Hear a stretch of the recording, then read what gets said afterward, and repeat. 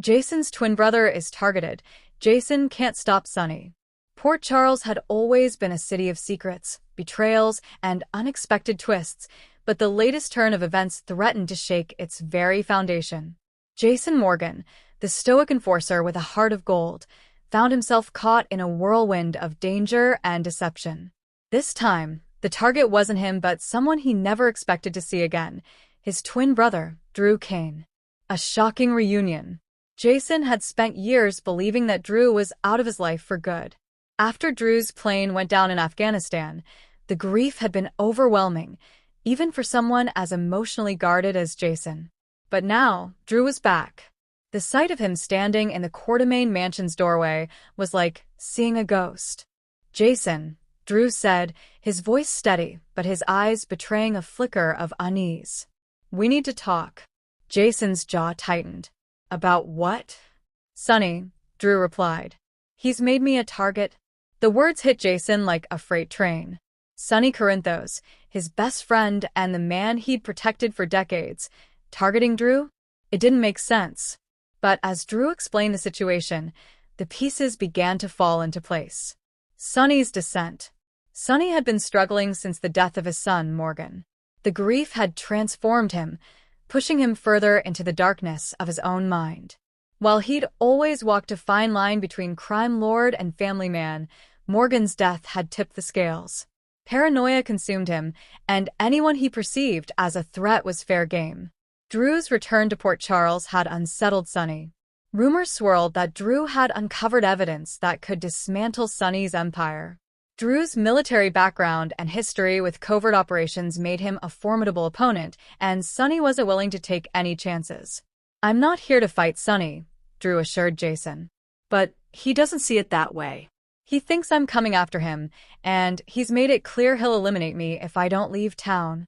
Jason's loyalty to Sonny was unshakable, but Drew was family. Torn between the two, Jason found himself in an impossible position. He needed to protect his brother without betraying his best friend. The trap is set. Sonny's paranoia reached new heights when he received intel that Drew was meeting with one of his rivals, Cyrus Renaud. The truth was far less sinister.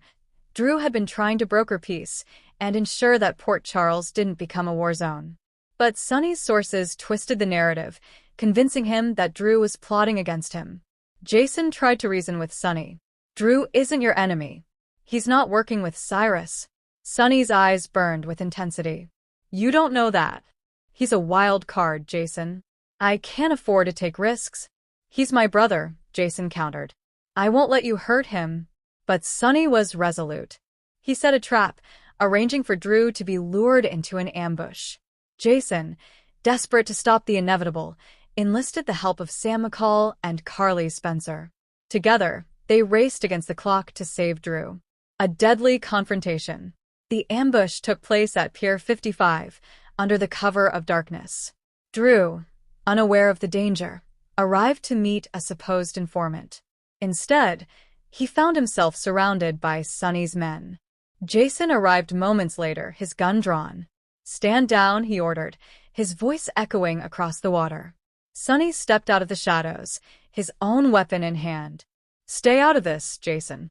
This is between me and him." "It doesn't have to be this way," Jason pleaded. "Drew isn't your enemy." But Sonny's mind was made up. The tension was palpable as the two men faced off, their decades-long friendship hanging by a thread. Drew stood silently, his hands raised in surrender, but his eyes never left Jason's. He trusted his brother to find a way out of this. The unexpected savior. Just as the situation seemed destined to end in bloodshed, a new figure emerged from the shadows. Anna Devane. The seasoned WSB agent had been tracking Cyrus Renaud and had uncovered evidence that exonerated Drew. She held up a folder, her voice cutting through the chaos. "Sonny, you've been played," Anna said. "Cyrus planted false information to turn you against Drew. This was his way of destabilizing you." Sonny hesitated, his grip on his gun loosening. Jason seized the moment, stepping between Sonny and Drew. "It's over," he said firmly. "Let it go." Reluctantly, Sonny lowered his weapon. The weight of his actions seemed to crash down on him, and he turned away, his shoulders slumping. Jason knew that this was far from over, but for now, the immediate threat had passed. Aftermath. In the days that followed, tensions remained high. Drew's presence in Port Charles was a constant reminder of the fractures in Jason and Sonny's relationship. Carly tried to mediate, but even she couldn't repair the damage overnight. Jason and Drew found themselves rebuilding their bond, united by the shared goal of protecting their loved ones.